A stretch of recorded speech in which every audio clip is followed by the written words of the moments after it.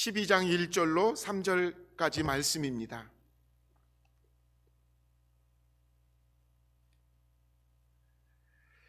여호와께서 아브라함에게 이르시되 너는 너의 고향과 친척과 아버지의 집을 떠나 내가 내게 보여줄 땅으로 가라.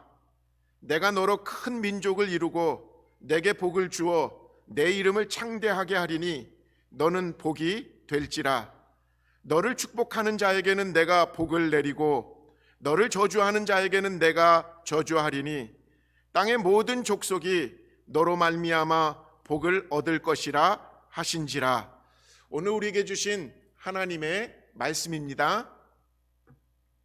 해피 뉴 이어. 네, 새해 여러분들에게 정말 하나님의 신령한 복이, 그리고 하나님 때문에 행복하시는 그런 은혜가 넘치기를 바랍니다. 저는 개인적으로 지난 일주일 동안 동부에 살고 있는 저희 아이들이 집에 와서 진짜 오랜만에 가족과 함께 보내는 시간을 지냈습니다. 그런데 이제 아이들을 보내고 나니까 아이들한테는 미안하지만 아이들하고 시간을 맞추고 그 일정을 따라가다 보니까 제가 지금 이렇게 입술이 부르틀 정도로 피곤하더라고요.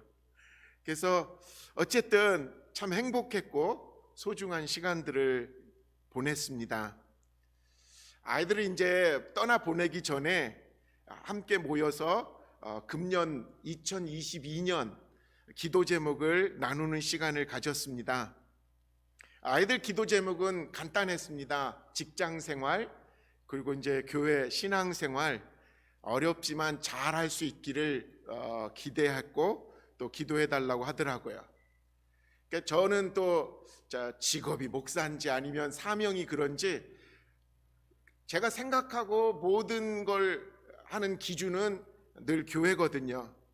그래서 제 기도는 항상 교회였으니까 제가 2022년도 우리 교회가 어려움 없이 잘 서바이벌 할 수 있도록 위해서 좀 기도해 달라고. 그러니까 이게 지금 이 어려운 시국에 교회가 잘 견디는 것만 해도 나는 참 그게 하나님의 도와주심이라고 믿는다라고 이제 얘기를 나눴더니 그 말을 듣고 있었던 큰애가 저한테 그래요. 수 바이블. 그러니까 그 말이 뭔가 했더니 워드 프레이인데 이게 프렌치어로 수라는 말이 뭐뭐 밑으로 그리고 뭐뭐 안으로 들어간다라는 전치사더라고요. 그러니까 바이블 밑으로 바이블 안으로 들어가서 교회가 성도들이 살아가게 해달라는 기도냐고. 물론 서바이벌을 알고 있었는데 그렇게 어떻게 보면 재치 있게 대답을 해주더라고요. 수바이벌. 처음에는 그 말이 그냥 재밌는 말로 넘어갔는데 그 말을 일주일 내내 다시 떠올리게 됐습니다. 그렇구나.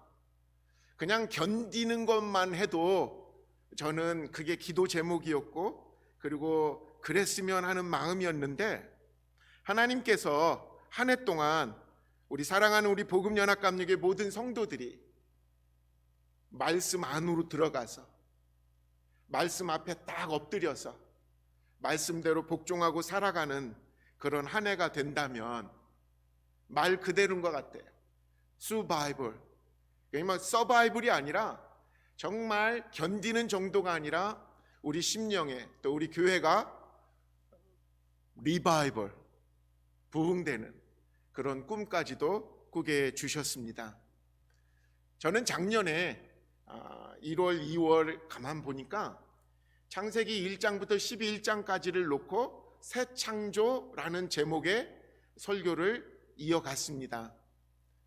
그 이유는 이 코로나 바이러스가 하나님의 창조하신 거기에 우리들이 어긋나고 그리고 우리가 타락한 증거로 우리가 이렇게 환난과 전염병을 겪고 있는다라고 생각했기 때문에 우리가 이 어려운 시기에 하나님의 새로운 창조를 경험하자라고 해서 창세기 1장부터 11장까지를 말씀을 나누는데 2022년을 맞으면서 이런 마음이 드는 거예요. 이런 어려운 때, 시국이 어렵고 세상이 힘드니까 우리가 가지고 있는 믿음조차도 흔들리는 사람들이 많다라고 말해요.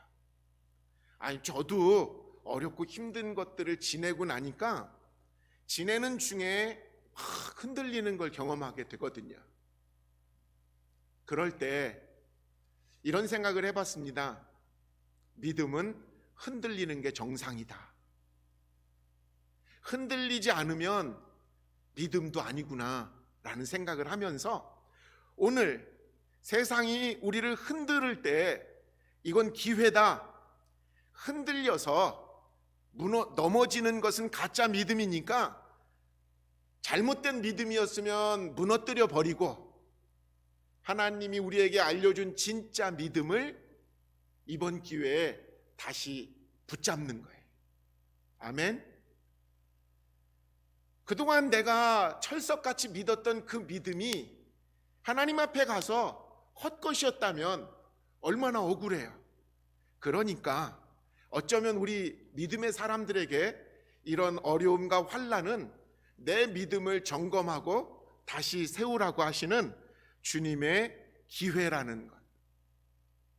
그래서 이번 1월, 2월에는 창세기 12장부터 시작해서 새 믿음이라는 제목을 가지고 말씀을 나누려고 합니다. 자, 여러분, 믿음이 뭐라고 생각되십니까? 믿음. 근데 이 질문에 대한 답을 제대로 하려면 여러분은 반드시 믿음의 텍스트북이라고 말할 수 있는 아브라함을 알아야 돼요. 왜냐하면 성경은 아브라함을 뭐예요? 믿음의 조상이라고 했으니까요. 그래서 이 아브라함이 어떤 믿음을 가지고 있었는가, 그리고 하나님은 이 아브라함에게 어떤 과정을 통해서 믿음을 견고하게 하셨는가를 살펴보는 것이 오늘 첫 번째 중요한 내용이라고 생각이 됩니다. 첫째, 자, 우리의 믿음의 조상인 아브라함을 한번 살펴보겠습니다. 성경은 아브라함을 시초라고 말해요. 믿음의 시초는 아브라함이다, 이렇게 말을 하거든요. 아브라함이 아주 탁월하고 잘나서가 아니라 하나님은 믿음하면 아브라함을 우리에게 보여주시길 원한다라는 거죠. 로마서 4장 11절에 보면요, 제가 읽겠습니다. 아브라함이 할례라는 표를 받았는데 그것은 그가 할례를 받지 않은 상태에서 이미 얻은 믿음의 의를 확증하는 것이었습니다. 그래서 그는 할례를 받지 않고도 믿는 모든 사람의 조상이 되었으니 이것은 할례를 받지 않은 사람들도 의롭다는 인정을 받게 하려는 것이었습니다. 어쨌든 모든 사람들의 믿음의 기준은 아브라함이다라는 것이죠. 여러분, 신약 성경을 처음 시작하는 마태복음 1장 1절에도 아브라함이 등장합니다. 1장 1절입니다. 마태복음. 아브라함의 자손이요 다윗의 자손인 예수 그리스도의 계보는 이러하다. 여러분, 우리가 믿는 예수님, 그 예수님조차도 아브라함의 뿌리, 아브라함이 뿌리라고 말하고 있다라는 거죠. 성경은 아브라함을 여러 이런저런 이야기를 하는데 제가 가장 부러운 아브라함의 별명이 하나 있어요. 뭔지 아십니까? 하나님의 친구. 얼마나 멋있는 별명인지. 하나님의 친구라는 이름을 붙일 정도까지 아브라함은 하나님이 인정한 믿음의 표준입니다. 믿음의 영웅이라고도 말하는데 저는 이 영웅이라는 말을 함부로 쓰기가 싫어요. 왜냐하면 영웅하면 아브라함과 나는 좀 별개의 사람처럼 느껴지니까. 근데 우리가 꼭 잊지 말아야 되는 것은, 우리가 이제 이 창세기 12장부터 시작되는 아브라함의 믿음을 우리가 한번 들여다볼 때 아브라함은 특별하기 때문에, 아니면 특별한 지혜와 능력이 있어서 하나님이 아브라함을 믿음의 표준으로 삼은 게 아니라는 거예요.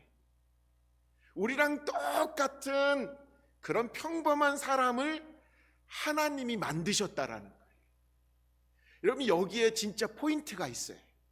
아브라함 하면 우리는 너무나 크게 영웅으로만 알고 있지만, 이제 우리가 아브라함을 이제 살펴볼 텐데, 아브라함이 어쩌면 나랑 똑같아?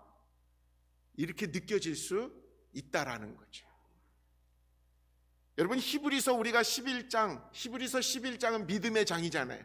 그 믿음의 장에 8절에 보면 아브라함을 간단하게 설명한 말이 나옵니다. 믿음으로 아브라함은 부르심을 받았을 때 순종하고 장차 자기 몫으로 받을 땅을 향해 나갔습니다. 그런데 그는 어디로 가는지를 알지 못했지만 떠난 것입니다.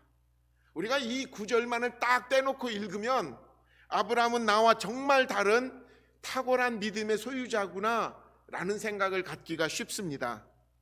하나님이 약속의 땅으로 가라 라고 하니까 아브라함은 고민도 주저함도 없이 바로 그냥 짐 싸가지고 그냥 떠났다 라고 생각하기가 쉬운 구절인데, 근데 그게 아니라는 거예요.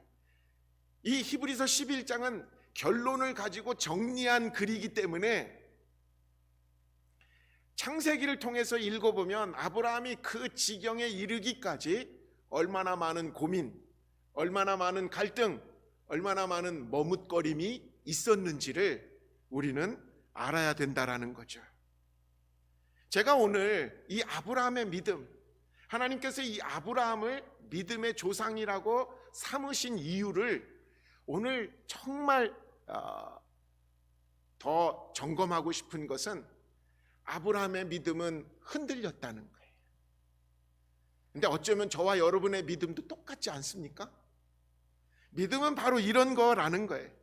처음부터 그냥 타고나서 그냥 아멘 하고 믿습니다 하고 그냥 쫙 자라나는 게 믿음이 아니라는 거죠.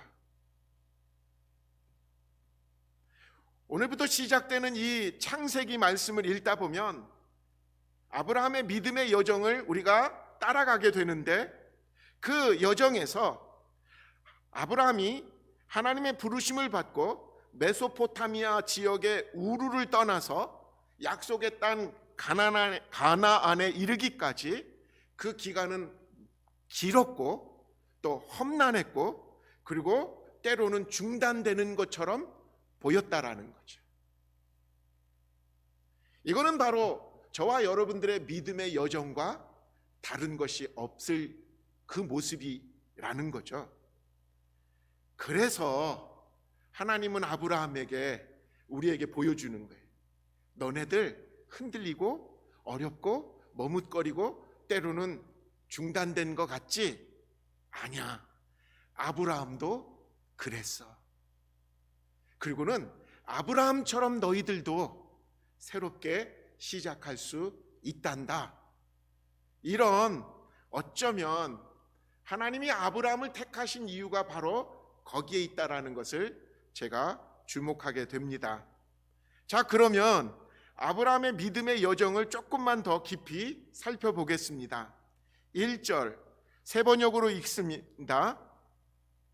주님께서 아브라함에게 말씀하셨다.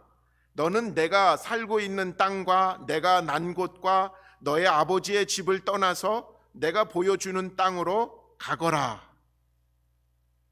우리는 이 말씀이, 사실은 이 성경은요, 앞뒤로 잘 분석하고 이 흐름, 이 컨텍스트를 잘 따라가야지, 안 그러면 우리가 성경이 쓰여진 시대에 우리가 그 표현 방법을 모르기 때문에 이것을 깊이 있게 깨닫지 못하거든요. 이 구절만 보면 아브라함은 즉시로 순종하여 하나님이 보여주시는 땅으로 가서 세상의 복의 근원이 딱 됐다라고 하기가 쉬운데, 여러분 오늘 본문 다음 4절에 보면요, 4절 아브라함은 주님께서 말씀하신 대로 길을 떠났다. 롯도 그와 함께 길을 떠났다. 아브라함이 하란을 떠날 때 나이는 75이었다. 여러분, 이 말씀이 사실은 쭉 연결된 것보다는 점프된 말씀이에요. 아브라함이 하나님께서 떠나라라고 하신 그 말씀을 들은 곳은 메소포타미아의 우르라는 땅이었는데, 지금 1절 이 뒷부분에 아브라함이 하란을 떠났다라는 것은 또 75살이었다라고 표현한 것은 중간중간 다른 성경 구절을 설명을 들으면서 합쳐봐야 된다라는 거죠. 자, 아브라함은 어쨌든 하나님의 말씀을 듣고 그 말씀을 붙잡고 가나안 땅을 향해 출발을 시작합니다. 그러나 성경에는 많은 시간, 아까 제가 말씀드린 대로, 그리고 여러 행동이 자꾸 생략이 되어 있어요. 그걸 다 기록하려면 사실은 한도 끝도 없으니까. 오늘 우리가 읽었던 본문만 가지고는 아브라함이 어떻게 이 말씀 앞에 순종하게 되었고 또 그 믿음의 여정을 한 걸음 한 걸음 걸어갔는지는 파악이 안 됩니다. 그래서 신약 성경에 아브라함을 설명해 준 구절이 나와요. 사도행전 7장에 보면 스데반이 순교하기 전에 긴 이스라엘의 역사를 막 설교하는 내용이 나오거든요. 그때 아브라함의 믿음의 여정을 스데반이 요 구절에서 설명합니다. 사도행전 7장 2절로 3절. 스데반이 말하였다. 부형 여러분, 내 말을 들어보십시오. 우리 조상 아브라함이 하란에 거주하기 전에 아직 메소포타미아에 있을 때에 영광의 하나님께서 그에게 나타나셔서 말씀하시기를 너는 내 고향과 친척을 떠나서 어디든지 내가 지시하는 땅으로 가거라 하셨다. 스데반이 더 정리해 준 말씀이에요. 아브라함의 고향은 메소포타미아 지역의 우르였어요. 그리고 그곳에 아브라함의 가족들, 친척들이 살았던 것이죠. 거기에서 하나님은 분명히 아브라함에게 내 고향과 친척을 언급하시면서 고향도 떠나고 친척도 떠나라 그럽니다. 근데 분명한 것은 4절을 우리가 아까 읽었잖아요. 친척을 떠나야 되는데 아브라함은 그의 조카 롯을 데리고 떠났다라고 9절에 나와 있습니다. 그래서 우리는 언뜻 아브라함이 우르에서 떠날 때 할 수 없이 조카 롯만은 데리고 갔나 보다 라고 생각하기가 쉬운데 성경 전체를 읽어보면 그것도 아니에요. 창세기 11장 12장의 전장에 보면 데라에 대해서 쭉 설명한 것이 나오거든요. 거기 보면 아브라함 식구들 다 떠난 걸로 돼 있어요. 창세기 11장 31절. 데라는 아들 아브람과 하란에게서 난 손자 롯과 아들 아브라함의 아내인 며느리 사레를 데리고 가나안 땅으로 오려고 바빌로니아의 우르를 떠나서 하란에 이르렀다. 그는 거기에다가 자리를 잡고 살았다. 아버지 데라가 중심인 것처럼 보이지만 어느 날 아브라함이 하나님의 음성을 듣고 떠나야 되는데, 고향을 떠나야 되는데 아브라함의 선택은 아버지를 데리고 조카를 데리고, 어쩌면 이거는 가족 식구 다 데리고 이주한 거죠. 성경 전체의 문맥에서 아브라함의 이 믿음, 아브라함이 우리의 믿음의 조상이야, 이렇게 언뜻 생각하면 이 한 구절 한 구절, 아브라함이 걸었던 이 믿음의 여정이 얼마나 불완전했는지 우리는 알게 됩니다. 아브라함은 고향을 떠나라는 그 명령에는 순종했어요. 근데 가족과 친척을 떠나라는 말에는 전혀 순종하지 않은 부분을 우리는 알게 됩니다. 아까 드린 것처럼 이 정도면 가족 집단 이주예요. 친척을 떠나지를 않았다는 거죠. 물론 저나 여러분들이나 우리가 사는 고향을 떠나는 것도 힘든 건 사실이죠. 그렇지만 친척을 떠나라는 그 명령에 아브라함은 차마 순종하지 못했다라는 거죠. 우리가 성경을 읽으면서 계속 이 부분이 사실은 좀 부담되는 부분이에요. 항상 성경에서 보면 늘 우리의 믿음을 위해서 가족과 친척을 버리라는 식으로, 떠나라는 식으로 자꾸 성경이 읽혀지거든요. 과연 그럴까 싶어요. 근데 강조점이라는 사실입니다. 성경은 가족을 버리거나 떠나라는 것을 강조하는 것이 아니라 우리의 믿음을 점검하기 위해서 그것들이 시험되어져야 된다라고 말씀하시는 거죠. 우리의 믿음을 점검하기 위해서 우리의 믿음이 뭘까요? 쉽게 말한다면 하나님 앞에 내가 홀로 서는 게 믿음이에요. 그게 하나님을 믿는 거거든요.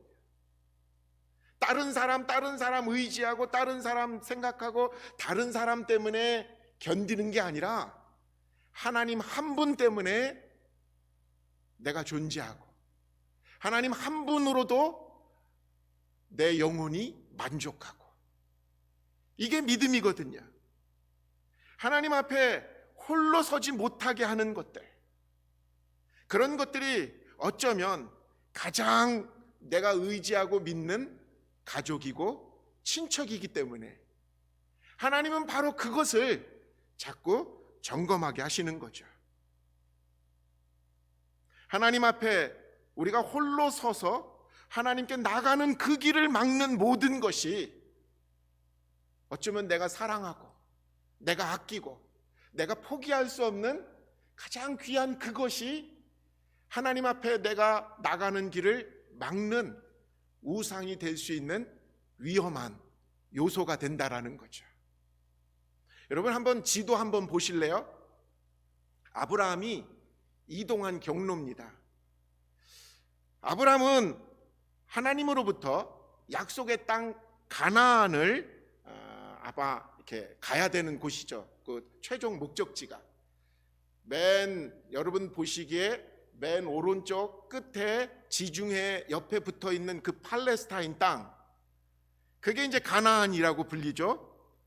근데 성경에 보면 아브라함이 그 가나안 땅으로 처음에 부름받은 곳이 그 메소포타미아, 그러니까 여러분들 보시기에 가장 왼쪽 거기에 시작점이 우르라고 돼 있죠.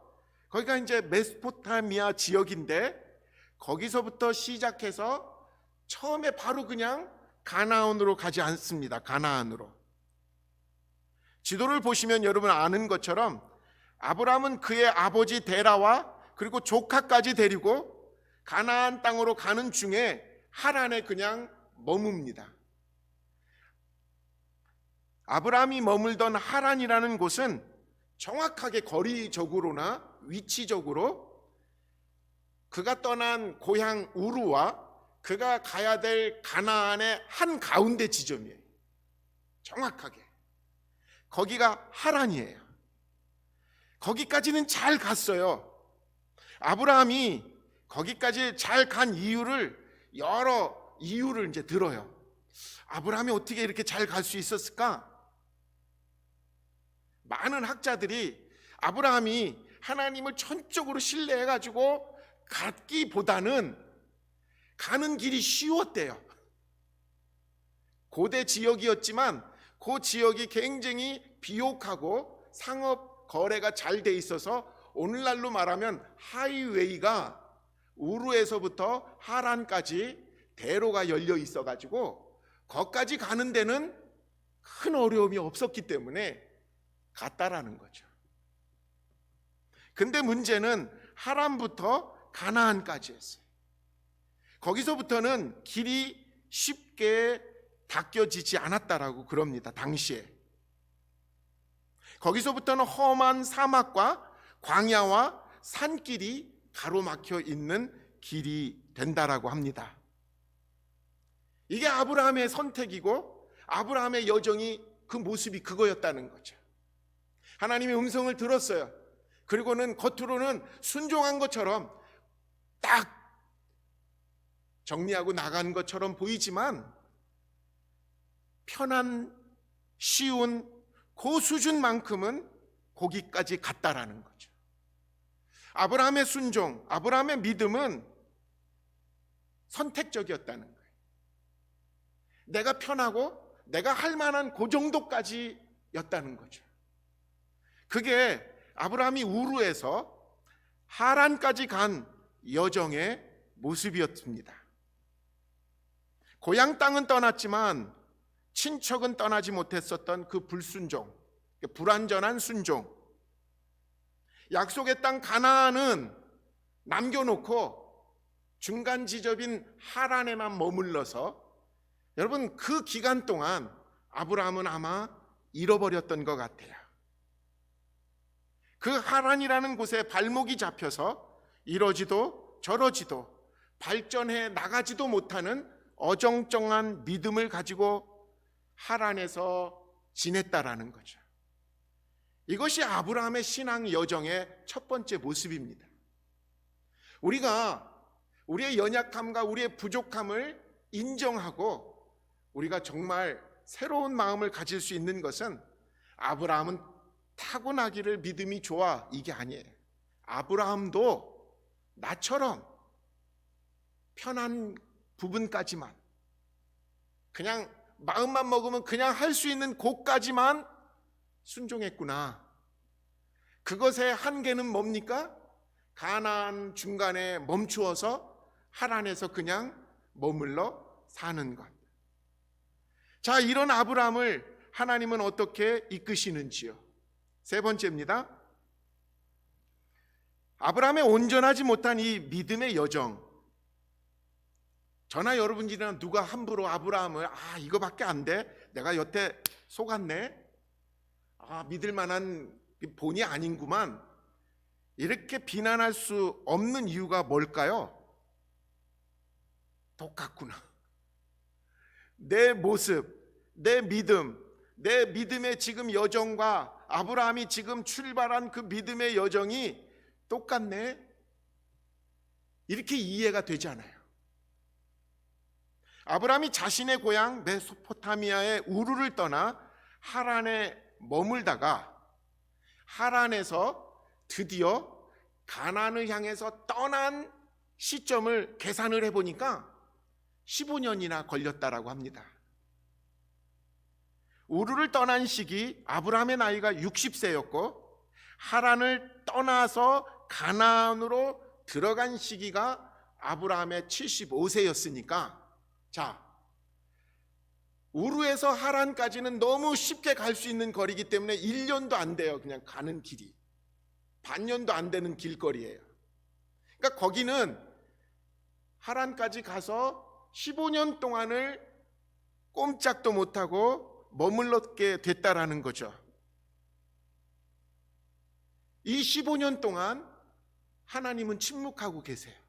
참 희한하게. 하나님은 이 15년 동안 무슨 말씀을 안 하세요. 그냥 침묵하세요. 근데 결론적으로 보면 아브라함은 하나님의 음성을 듣고 15년 동안 그냥 깔고 뭉갠 거예요. 하나님이 아브라함에게 계획이 있고 아브라함을 통해서 퍼뜨릴 복음의 그 플랜이 있는데 아브라함은 따른다고 나섰지만 한계, 완전하지 못한 그 여정, 그걸로 인해서 15년을 그냥 고스란히 발목이 잡혀가지고 하란에서 머물게 되었다라는 거죠. 침묵하신 하나님, 참 이상하지 않아요? 너무 긴데 15년이면 아브라함은 잊어버린 거예요. 어쩌면 우리 그러잖아요. 여기가 좋사오니 하고 머물러버린 그 모습. 답답한 15년인데 제가 이 15년을 생각하면서 깨달은 게 있어요. 우리 아이들 때문에. 제 아이 때문에 이 15년이 그냥 15년이 아니구나라는 걸 깨달았어요. 15년 전 제 아이를 생각해 봤어요. 고집이 참 장난이 아니에요. 자존심은 또 얼마나 센지. 매사 가난한 집 목사의 아들이라는 그 생각 때문에 불평불만이 얼마나 많는지. 그게 이제 15살짜리 사춘기 아이의 모습이에요. 당시에 제가 한마디라도 하면요 난리가 났어요. 제발 좀 잔소리 좀 그만해라고. 제가 얼마나 힘들고 어려웠는지 그게 가장 큰 기도 제목이었다니까요. 근데 하나님께서 주신 말씀이 있었어요. 당시에 내가 더 사랑한다. 그 말씀 하나 듣고 마음이 풀렸어요. 그는 기다렸고요, 그리고는 사랑으로 기도하는 법을 배웠어요. 뭐 지금 완벽한 건 아니지만 30 되니까 제 마음을 살피는 애가 되더라고요. 제가 그래서 깨달았어요. 15년이 긴 것 같지만 사람에게는 긴 게 아니구나. 하나님께서 기다려주신 시간이구나. 하나님께서 참아주신 이유가 거기에 있구나. 근데 여러분, 더 넘어가면 안 된다는 거. 하나님의 인내하시고 기다려주심은 때가 있다는 거죠. 결국 하나님은 아브라함의 아버지 데라를 죽이심으로 아브라함을 움직이게 하십니다. 스데반이 설교 중에 사도행전 7장 4절에 이렇게 설명하는 부분이 나옵니다. 그래서 그는 갈대아 사람들의 땅을 떠나 하란으로 가서 거기서 살았습니다. 그의 아버지가 죽은 뒤에 하나님께서 그를 하란에서 지금 여러분이 사는 이 땅으로 옮기셨습니다. 단순히 데라가 나이가 많아서 죽은 개념이 아니에요. 이 문맥은 아브라함이 하란을 떠나지 못했던 이유가 아버지 때문에 못 떠났다라는 거죠. 아버지가 죽으니까 하나님께서 아브라함을 가나안으로 들어가게 하셨다라는 거죠. 근데 우연일지 필연인지 모르지만 이 데라라는 히브리 말의 뜻은요, 이 아버지, 그러니까 아브라함의 아버지 데라의 뜻은 지체되다, 연기하다라는 뜻이라는 거예요. 데라가 아브라함에게 아버지 데라는 하나님의 명령에 순종을 지체하게 만든 존재였다라는 거죠. 하나님과 아브라함 사이에 개입하여 하나님의 음성을 제대로 따르지 못하게 하는 것, 하나님의 명령에 순종하지 못하게 하는 것, 하나님을 제대로 바라보지 못하게 막는 것, 이게 육신의 아버지이면서도 누구에게는 우상이 되었다라는 거죠. 저와 여러분의 삶을, 그리고 믿음의 여정을 한번 들여다보시기 바랍니다. 우리의 믿음의 여정에 지체하게 만드는 게 뭘까? 겉으로 보면 너무 소중하고, 그리고 하나님이 주신 선물인데도 불구하고 하나님이 내게 계획하신 그 계획을 중단하게 만드는 것. 어쩌면 내 자식, 내 부모, 내 재산, 내 직업까지도 어쩌면 그것이 하나님이 내게 주신 선물이며 그걸 통해서 하나님의 영광을 돌려야 되는 것들이 때로는 나와 하나님 사이를 가로막는 우상으로 전락하게 만드는 게 우리의 지금 모습은 아닌지.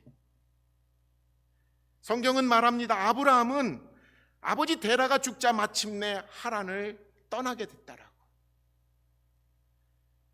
오늘 창세기 5절을 보면요, 뒤에 아브라함은 아내 사레와 조카 롯과 하란에서 모은 재산과 거기에서 얻은 사람들을 거느리고 가나안 땅으로 가려고 길을 떠나서 마침내 가나안 땅에 이르렀다.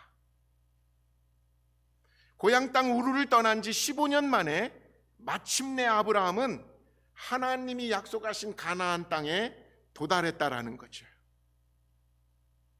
마침내. 여기에 우리의 희망이 있어요. 아브라함은 버텼고, 아브라함은 못 갔고, 아브라함은 머뭇거렸고, 아브라함은 시간을 지체했지만 마침내 하나님은 이루고야 마신다는 거.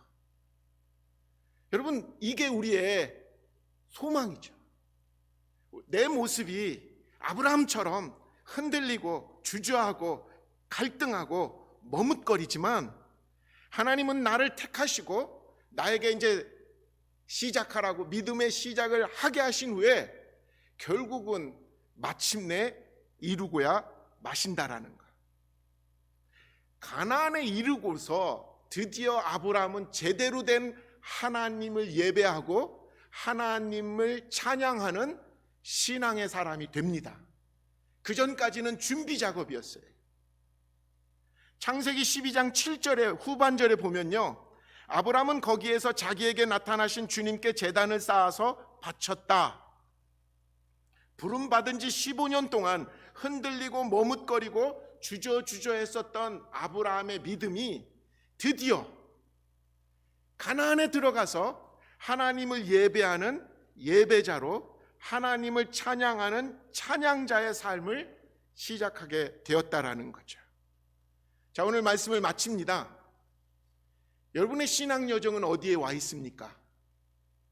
어떤 분에게는 아직 시작도 못한, 우루 땅을 떠나지도 못한 곳인 지경인지도 모르죠.